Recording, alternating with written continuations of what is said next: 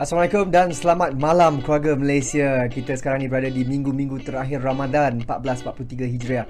Baik, dan hari ini saya pasti ramai di antara kita keluarga Malaysia yang telah sediakan semua baju raya, kuih raya. Tapi persoalan saya, dah 2 tahun kita dalam fasa peralihan menuju ke fasa endemik, dan 2 tahun kita tak balik kampung. Jadi macam mana cara kita nak balik kampung ni? Nak guna laluan darat ke, laluan udara ke, laluan laut ke? Jadi bagaimana perancangan anda untuk balik kampung? Itu topik yang kita akan bawa pada hari ini. Dan bersama saya ada 2 orang tetamu yang istimewa. Seorang pengusaha bas ekspres dan seorang lagi penumpang bas ekspres yang tega, yang pasti menggunakan pengangkutan awam ni. Jadi bersama saya 2 orang tetamu saya, Encik Nur Safwan Mat Saleh dan juga seorang lagi Encik Muhammad Freddy Abdullah. Assalamualaikum, apa khabar semua? Waalaikumsalam. Alhamdulillah sihat. Sihat, Alhamdulillah. Bagaimana puasa tahun ni? So puasa tahun ni penat sikit lah. Penat sikit lah kan.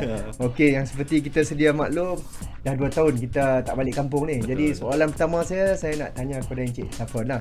Sebagai pengusaha bas ekspres ni, saya difahamkan pada dulu masa mula-mula start dulu, masa mula-mula belajar dulu, dah jual tiket sesambilan. Mungkin Encik Safwan boleh kongsikan sikit pengalaman bagaimana timbul minat sampai berjaya menjadi seorang pengusaha bas ekspres.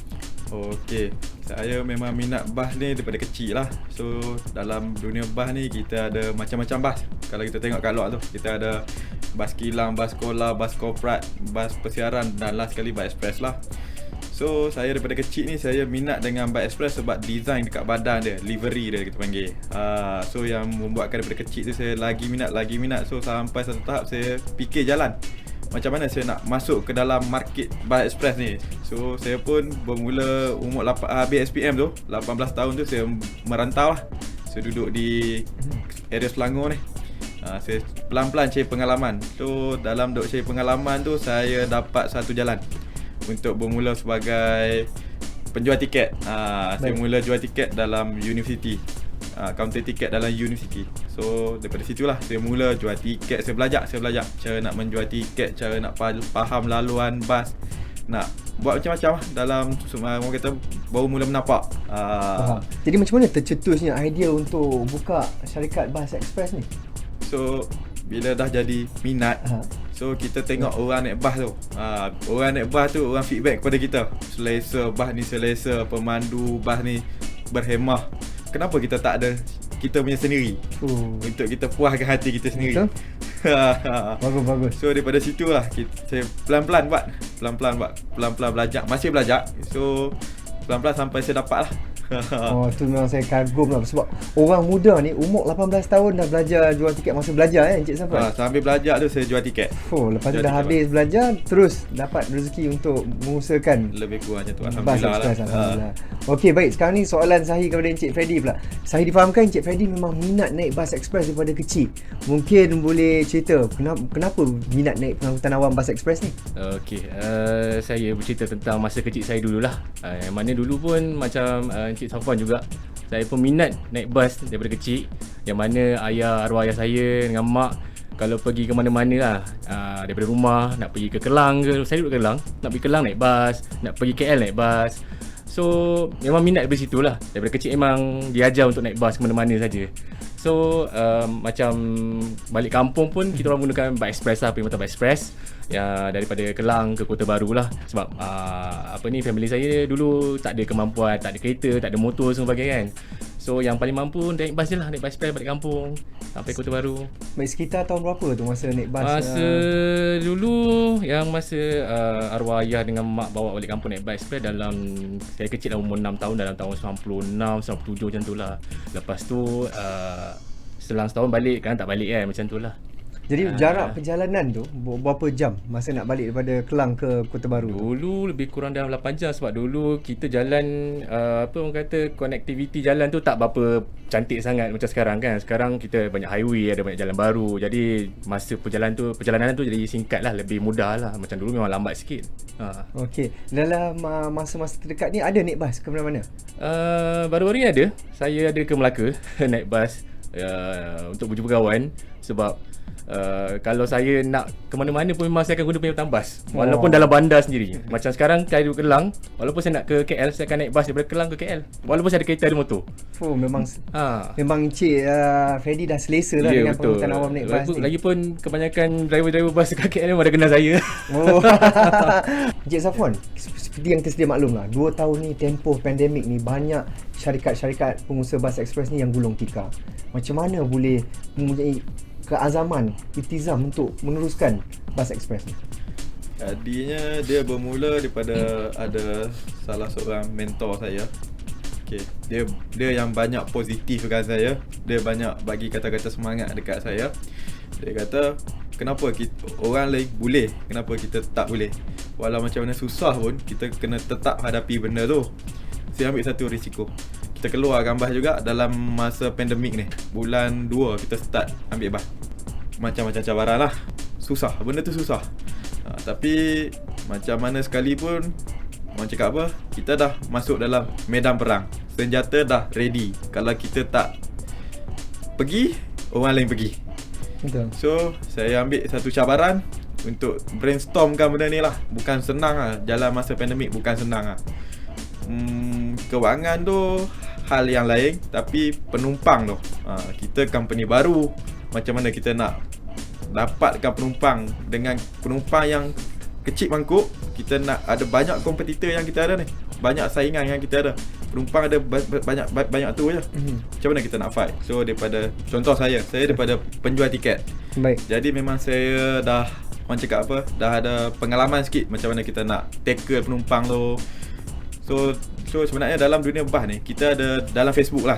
Okay, kita ada satu group lah. Satu grup yang dulu lah saya masuk, masa tu kita panggil MBTE.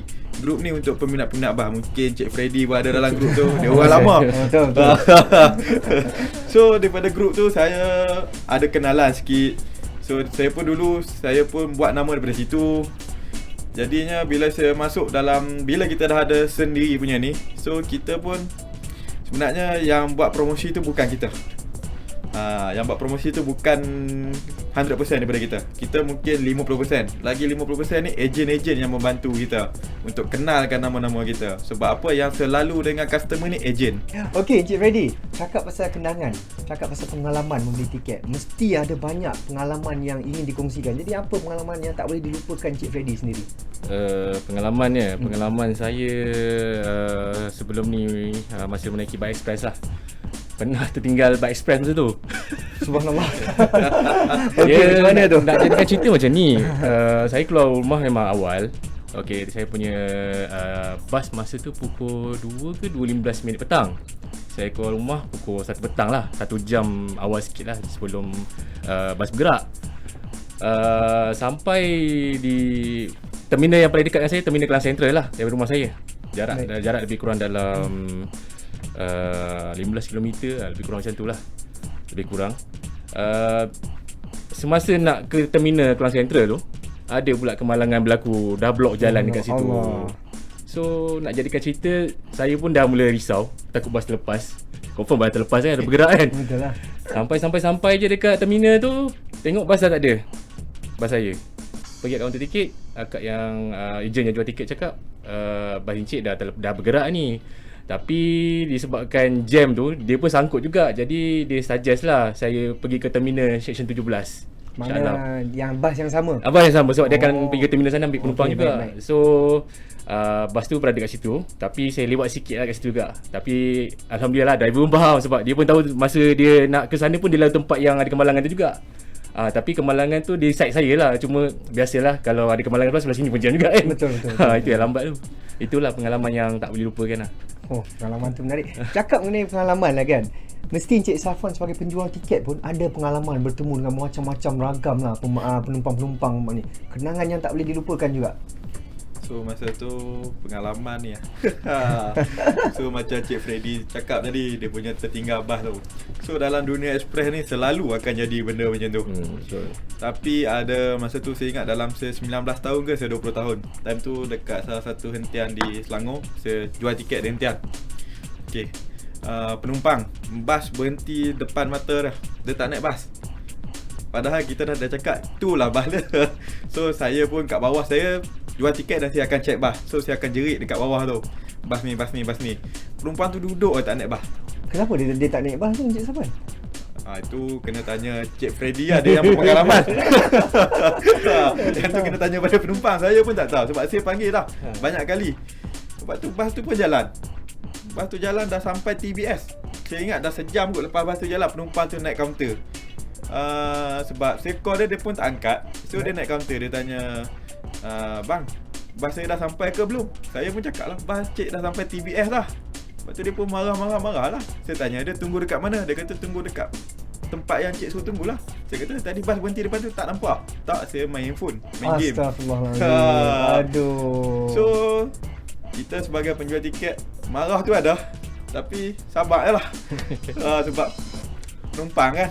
Jadi macam mana? Apa bagi So daripada situ kita paksa call driver untuk minta driver kita tunggu kejap. So kita tanggung kerugian sikit lah. Kita sponsor dia duit taksi lah daripada hentian tu untuk ke last pick up point bus tu. Oh baik, betul lah ni. Kira Kita sebab kita nak jaga nama dan kita nak jaga kita punya reputasi, kita punya disiplin dekat situ lah. Satu, kita nak untuk dapat customer susah. Betul. Susah. Penting untuk kita jaga penumpang-penumpang kita. Baik, Sahih sebenarnya ada banyak lagi persoalan yang saya nak tanya Encik Safwan dengan Encik Freddy, tapi kita kena berhenti berehat seketika supaya kita dapat kembali selepas ni dan Sahih akan tanya lagi banyak soalan-soalan yang menarik kepada tetamu kita. Jadi kita berjumpa selepas ini.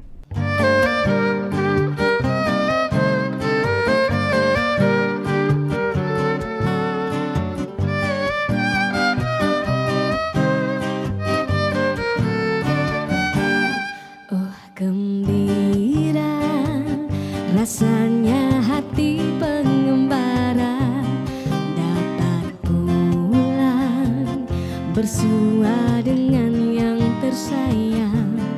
Bersyukurlah pada Tuhan yang Maha Esa dapat kita merayakan bersama-sama. Di hari mulia ini ku susun 10 jari, ku kini telah kembali padamu yang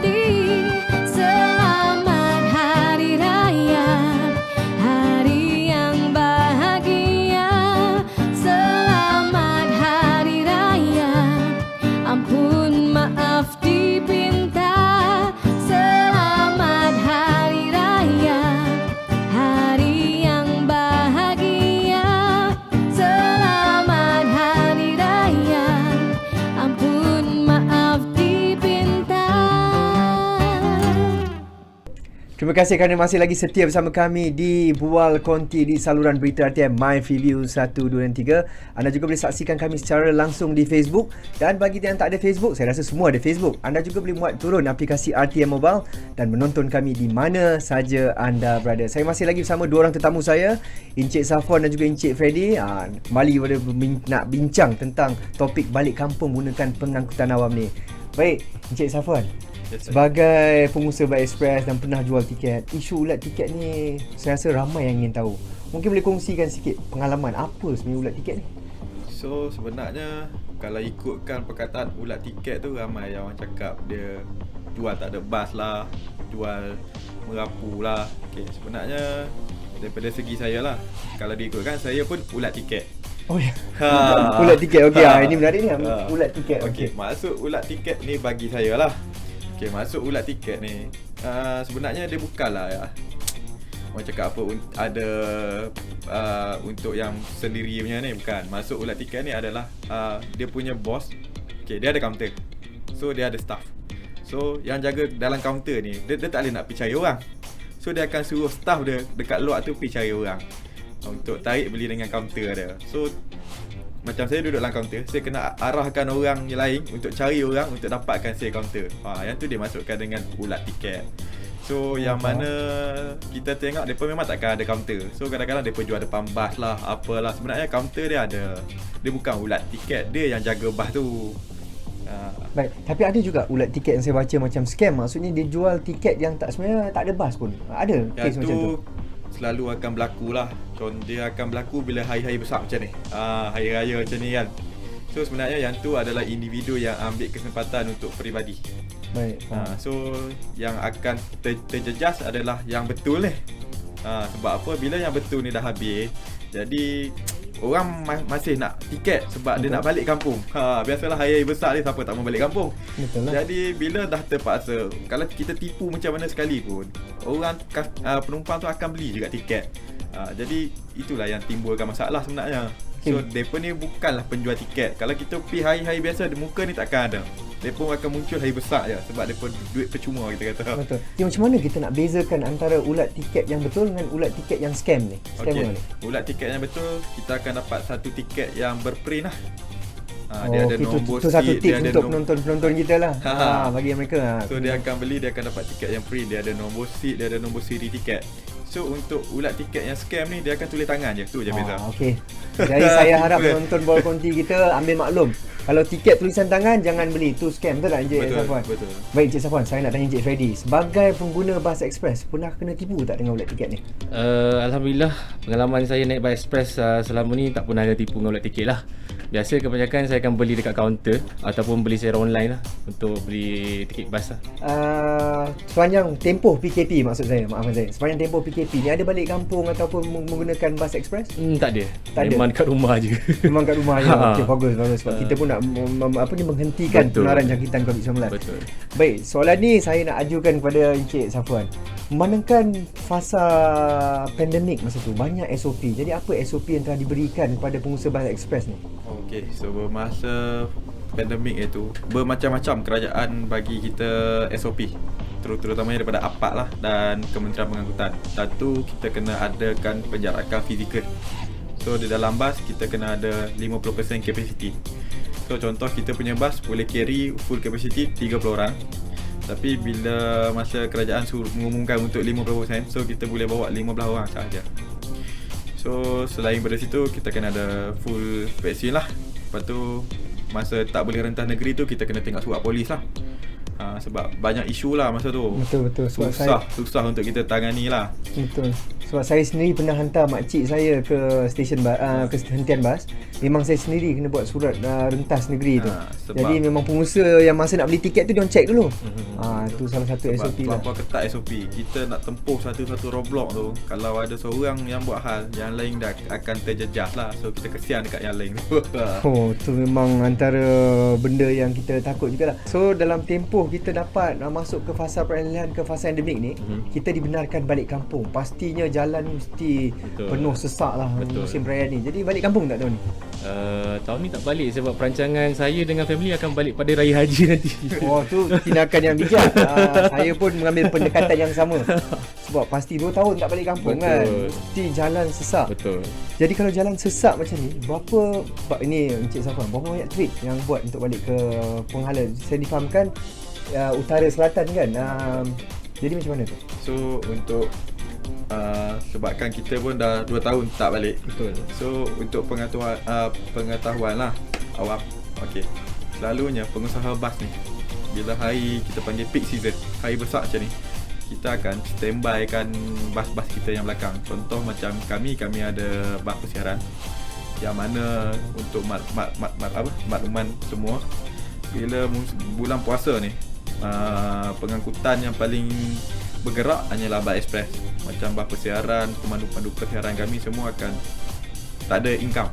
Baik. Sebab tak ada orang sewa bas pun. Betul. Jadi mereka cuma akan berjalan bila kita dapat kelulusan daripada APAD untuk orang cakap kita ada lesen perubahan sementara musim perayaan. So bila musim perayaan besar, kita tahu penumpang ni kita nak balik kampung. Ni tambah pula dah 2 tahun tak balik kampung. Tu dia betul. So kebanyakan syarikat mereka akan pakai mereka punya bas persiaran ni dapatkan permit sementara dan mereka akan buka trip tambahan lah. So untuk masalah kekurangan tiket bas tu, insyaAllah lah kita tak boleh tangani dia 100%. Kita pun tak besar, tapi insyaAllah kita kurangkan masalah teknikal daripada segi trip tu. Baik. Ramai orang cakap tahun ni dah 2 tahun tak balik kampung. Jadi ada kemungkinan pengusaha bas ekspres ni akan mengenakan charge tinggi untuk tiket balik ke kampung. Macam mana tu komen Encik Safwan? Sebenarnya daripada harga tiket ni kita bergantung pada pengumuman kerajaan lah. Kalau kerajaan bagi kelulusan untuk naik harga tiket, baru kita naik. Kalau tak boleh, kita cuma akan maintain harga kita saja. Baik. Okey, cakap pasal tiket lah kan. Dulu kita kena pergi ke kaunter untuk beli tiket. Sekarang ni dunia dah serba canggih, serba moden. Kita boleh beli tiket secara dalam talian, Encik Freddy. Jadi macam mana Encik Freddy lihat perkembangan terkini ni? Saya lihat perubahan zaman sekarang, zaman teknologi, zaman kita ada handphone, tablet, PC semua kan. Boleh beli tiket secara atas talian saja, memang mudah lah. Tak perlu beratur, buang masa, buang tenaga nak pergi kaunter tiket kan, nak beli tiket. So kalau kita lebih mudah lah dengan kita beli tiket atas talian saja. Print, datang terminal, tunjuk tiket. Selesai. Tak payah nak beratur-beratur, nak ni kan. Lagipun kita dekat talian atas talian ni kita boleh tengok seat penumpang seat bas tu ada mana kosong, boleh pilih. Maksudnya banyak jugalah pengusaha bas yang dah sediakan aplikasi ya, betul ni. Cakap mengenai aplikasi ni, adakah syarikat Encik Safwan ada aplikasi tersendiri? Ada. Kebanyakan syarikat mereka akan, sebab kita pun dah dunia di hujung jari. So masa pandemik pun orang tak boleh untuk keluar pergi terminal beli tiket. So semua 100% bergantung pada online. Okey, baik. Encik Safwan, musim perayaan ni kita tahulah, kalau kadang-kadang ni tak cukup bas, kadang-kadang bas rosak. Jadi macam mana Encik Safwan handle situasi ni? Macam mana? Kadang-kadang nak bayar pampasan ke ataupun sediakan bas gantian, macam mana tu? So musim perayaan ni sebab kita pun dah 2 tahun. So macam tahun-tahun sebelum ni pun kita pun kram juga, sebab macam kalau bas breakdown ke apa ke, so sebenarnya tu satu orang cakap apa, satu cabaran lah. So andai kata breakdown, kita akan standby bas gantilah, tapi takkan sampai on time lah, sebab musim perayaan dengan jam dia lagi, dengan macam-macam lah kita nak panggil bas ganti ni, sebab semua bas akan berjalan masa tu. Selalunya berapa lama lah kira kalau nak cakap penumpang bas yang tergendala tu, berapa lama dia kena tunggu? Okey, selalunya kita akan pesan dekat pemandu kita, selagi bas tu kita dah nampak sikit-sikit nak breakdown, selagi bas tu boleh berjalan perlahan-lahan, cuba untuk sampaikan di RNR yang terdekat. Baik, kita akan pesan kepada pemandu kita. Sebab apa? Kita nak elakkan satu kesesakan lalu lintas. Okey, nombor 2 dia kita nak menselesakan penumpang kita. Dan juga dari segi aspek keselamatan juga lah. Daripada segi keselamatan juga. Kalau kita berhenti tepi jalan sekejap lagi, kalau laki ni saya boleh katakan 80% survival. Tapi kita kena fikir juga penumpang dalam bas kita. Betul lah, wanita, ada wanita kanak-kanak, so betul. yang mana nak terkencingnya, tiba-tiba dia lapak ke apa ke. So kita akan cuba jadi pilot kita dalam dunia bas ni, pemandu ni kita panggil pilot darat. So kita akan minta pilot darat kita sebaik mungkin usahakan juga bas tu. Kalau dah tak boleh sangat, okey tak apa, kita faham, kita akan panggil bas bantuan. So bergantung pada tempat dia rosak lah. Okey, baik. Dalam bas macam saya naik dulu, ada setengah bas ekspres yang ada bilik air dalam bas macam Encik Safwan sendiri. untuk bas kita, macam kita lalu highway utara selatan ni, kita banyak R&R, so kita tak ada toilet lah. Okay, sebab So, saya ingat lagi dulu masa saya naik tu memang ada kat hujung belakang kan. Ada, sebab macam kalau penumpang ni pun, kalau kita tanya Cik Freddy sini pun, dia takkan selesa kalau betul tak Cik Freddy? Betul Cik Freddy. Betul. Jadi pengalaman Cik Freddy pula lah, kalau naik bas macam ni kan, tiba-tiba rosak, pernah terjadi? Setakat yang saya naik ni alhamdulillah tak ada masalah lah. Semua selamat sampai ke terminal. Oh. Semua selamat sampai ke terminal. Okey, baik. Kalau musim raya ni lah, nasihat Encik Freddy kepada penumpang-penumpang yang bakal membeli tiket, yang nak balik kampung ni, apa nasihat sebagai penumpang? Okey, nasihat saya sebagai penumpang lah, kalau boleh sampai ke terminal tu lebih awal supaya tak ketinggalan bas macam saya sebelum ni.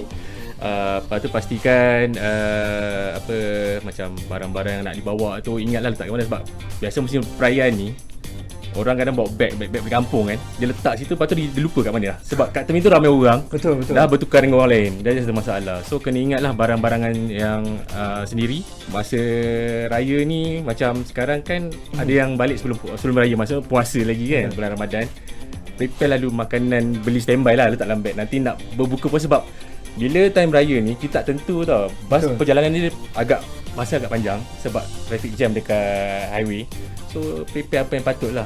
Sebab nak harapkan bas tu sampai ke R&R on time tu memang tak ada lah kan. Maksudnya penumpang-penumpang kena sediakan kurma, air, makanan yang ringan-ringan lah kan. Jadi semua kena penting. standby. Jadi kalau air tu saya nasihatkan bawa lebih lah. Betul.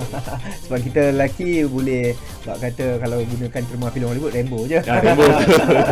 Okey, baik. Encik Safwan, cakap mengenai musim perayaan ni, seawal berapa lama masa sebelum bulan puasa dah jual tiket, ataupun masa bulan puasa baru buka untuk jual tiket untuk balik kampung ni? Okey, untuk macam syarikat saya, kita orang start 1 Ramadan itu kita orang dah jual tiket raya. So untuk pengetahuan ramai, kita dah fully book dah pun. Oh, alhamdulillah. Alhamdulillah lah. Sebab mungkin ni impact selepas 2 tahun kot orang tak balik beraya ni kan. So kita pun dalam tunggu kelulusan daripada pihak kerajaan juga untuk bas tambahan. So kita kalau boleh, kita nak buat balik seramai mungkin untuk balik kampung, untuk meraihkan Aidilfitri ni bersama family lah. Macam Cik Freddy pun mungkin dia nak balik kampung dia. Orang Kelantan lagi teruk jam dia. Oh, Betul. 20 jam perjalanan tu. Jom. Soalan terakhir, apa nasihat ataupun pesanan kepada penumpang-penumpang yang bakal balik kampung pada tahun ni? Okey, kepada penumpang-penumpang yang bakal balik kampung pada tahun ni, patuhi setiap SOP yang telah dikeluarkan oleh kerajaan. So raya-raya juga, tapi beringatlah juga kan. So kalau yang mana yang belum beli tiket lagi, belilah segera, sebab takut ada yang menangis di terminal. Itu kena dengar lagu Dendang Kerontong. Okey, Encik Safwan, Encik Freddy, terima kasih kerana sudi meluangkan masa bersama kami di Bual Konti. InsyaAllah ada rezeki kita jumpa lagi. Baik, itu dia topik yang sangat menarik pada malam ni. Topik mengenai pengangkutan awam menggunakan bas ekspres. Jadi anda semua dah dengar pesanan dan juga nasihat daripada Encik Safwan dan juga Encik Freddy. Jadi saya harap anda semua mematuhi segala SOP. Yang penting pakai pelitup separuh muka di mana saja anda berada. Bawa hand sanitizer. Jadi kalau anda bergejala batuk ke apa, jangan bagi takut orang sebelah. Pakai double mask, pakai face shield. Kenapa? Kerana kita masih lagi dalam fasa peralihan menuju ke fasa endemik. Jadi kita untuk mengekang penularan wabak COVID-19. Jadi setakat ini dulu saya ingin mengundurkan diri. Assalamualaikum dan selamat malam keluarga Malaysia.